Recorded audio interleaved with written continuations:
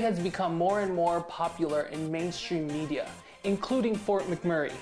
Today I have Mitchell Bowers, aka Simma Downe, to transform me into a beautiful lady. You ready? I'm ready. Are you ready? Yeah, I'm ready. So, introduce yourself. I'm Simma. I've been doing drag for about 2 years now. I recently moved back to Fort McMurray just about a year ago, and with me I brought drag. So we've been having regular drag shows now since Pride last year. That's awesome. Okay, you ready to get started? I'm ready. All right. Okay, so the first thing for drag makeup is we need to glue down your eyebrows because we want to make your face as big as possible. Glue down my eyebrows. Glue them down. So what I use is spirit gum. I find easier to work with than glue stick. Dries way faster. So let's begin. Oh my goodness. Okay, I've never done this before. What should I expect? Well, what drew me to drag in the first place was my first drag show. I just saw these powerful people and they just seemed so confident and empowered. So that's the feeling I get when I'm in drag. And so I hope you will feel the same way. Empowered. That's a good word. So can you tell us a little bit about drag? What is drag and the history of drag?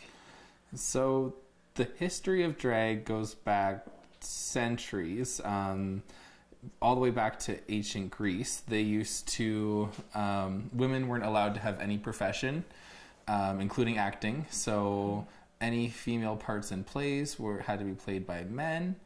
That continued through Shakespearean time. It's actually Shakespeare who's often credited with coining the term drag.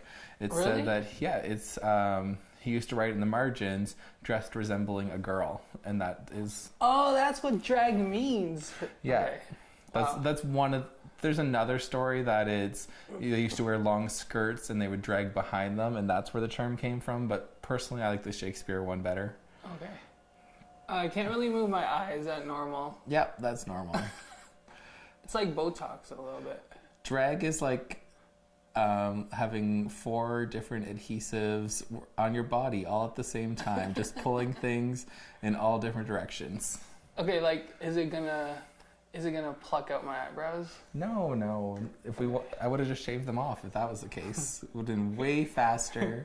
So what made you want to start doing drag? So I had actually never seen a drag show until I moved to Halifax in 2015, and a friend of mine brought me to my first show. And this friend, they had done it a few times, and I instantly, as soon as I saw it, I was like, I want to do that. I can do that. I was also part of a organization at my university. We used to go to different schools and we would talk about gender and sexuality, and it was really educational. So I was organizing a fundraiser for a drag show. It was a drag show. We were raising funds so that we could do our talks.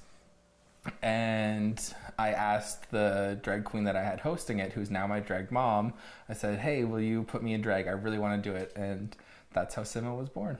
Cool. So drag mom, what do you mean? So traditionally, well, not all drag queens have drag families, but it is a tradition in drag culture to have a drag family. And that actually goes back to New York as part of the ball scene. So basically drag communities, or most of them were kids who were kicked out for being gay because they weren't accepted in their family. And so basically an older drag queen or a trans woman would often take in these kids and start houses, and they would literally all live together. She would take care of them, and that has kind of started the tradition of a drag mom. So that's just someone who gets you started and takes you in. Wow. So do you have the same last name as your drag mom?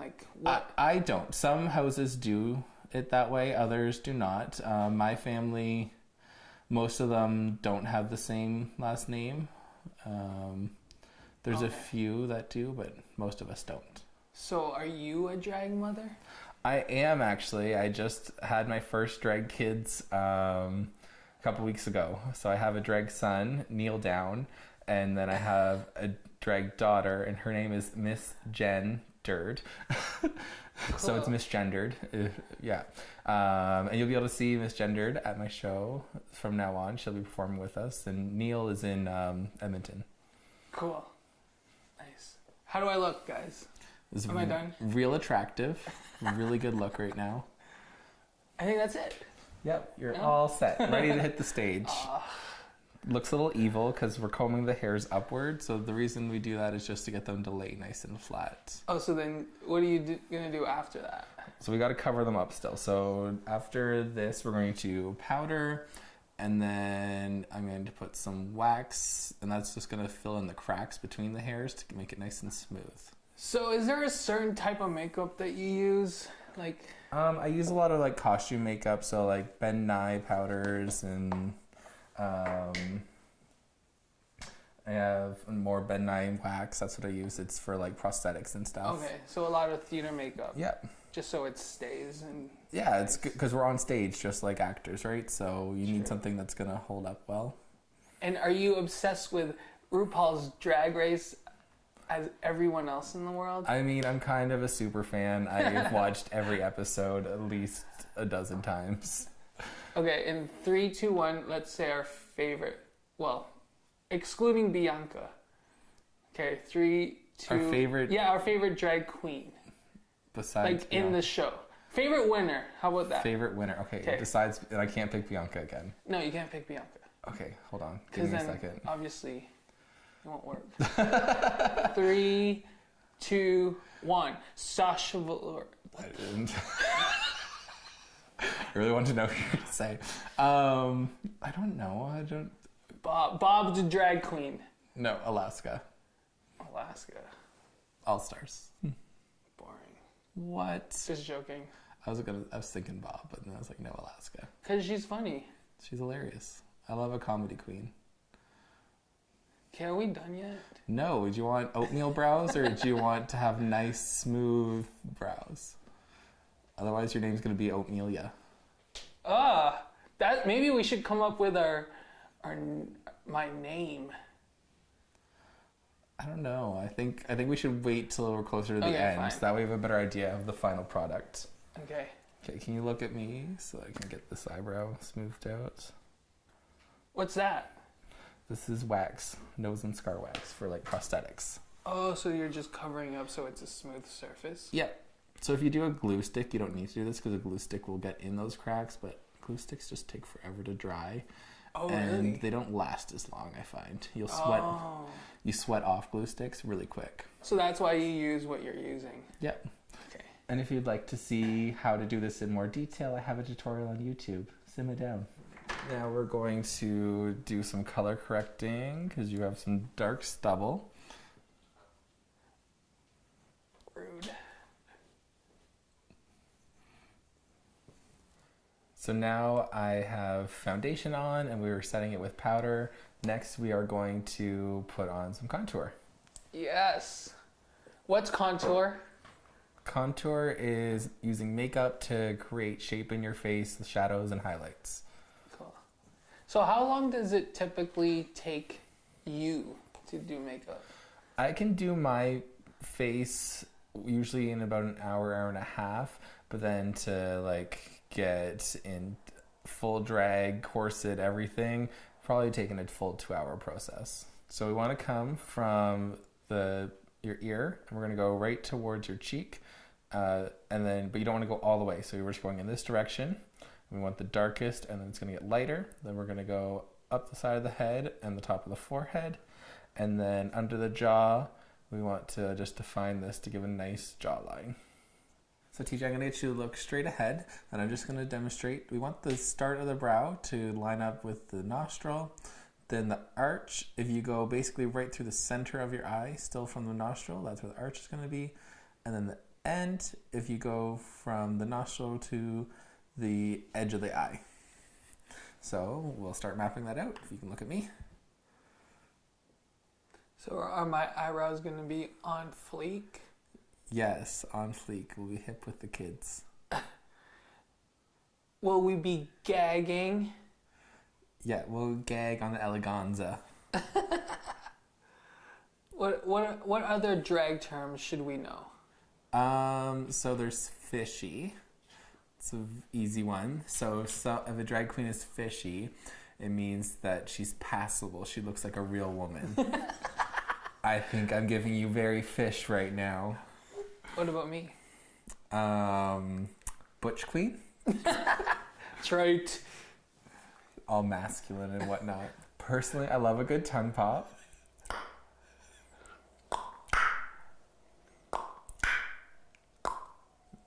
You're not bad. You can keep practicing. How? Show me. So you gotta like suction the roof of your mouth, but near the front. So like if you're in the back, you're just gonna click. You'll be like, but if you go to the front and you suction it, it's not gonna work. I can't even like. I can't.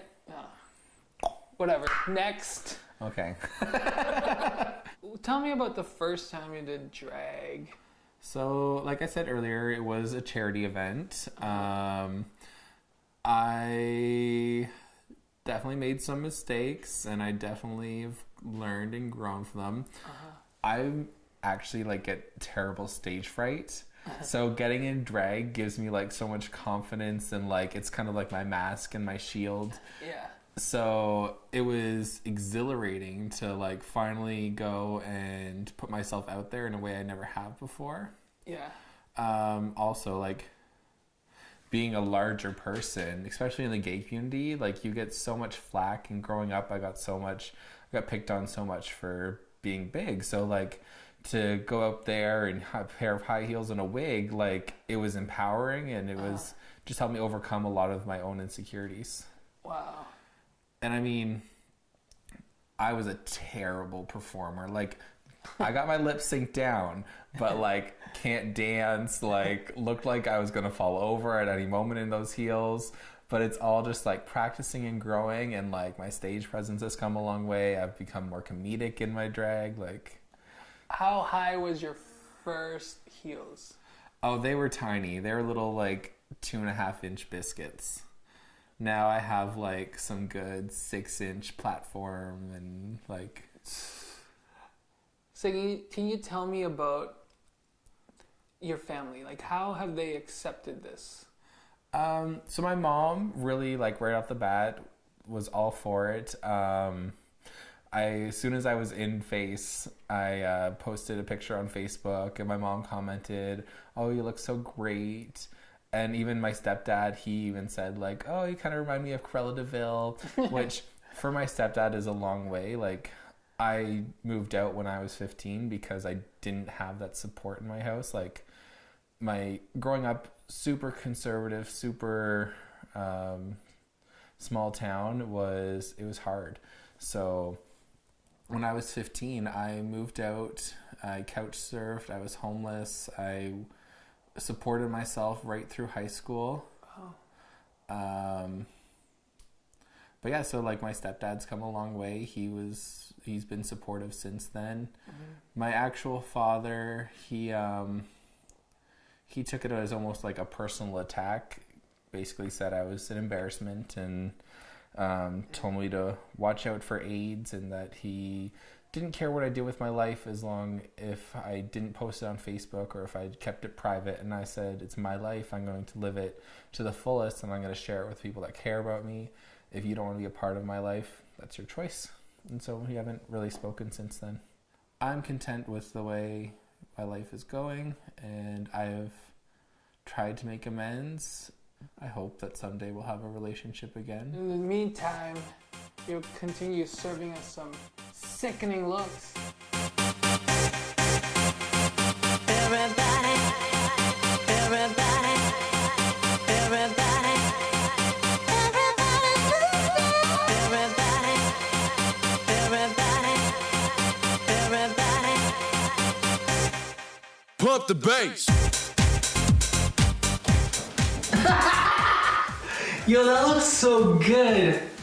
Well, that was a lot of fun. I hope I'm looking good for all you people. Thank you, Simma. Thanks for doing me up in drag. Can you tell us where we can see you around town? Yeah, so every month I have story time at the library. We'll be reading to kids there, and then we also do regular shows in town. Awesome. Thanks for sharing your story once again, and thanks for watching. Ew. I look like you. Like me? Yeah. Okay, I'll take it. So do you think you'll do drag again? We'll see. That looks better than this. Rude. Yeah, that was rude. I can do better.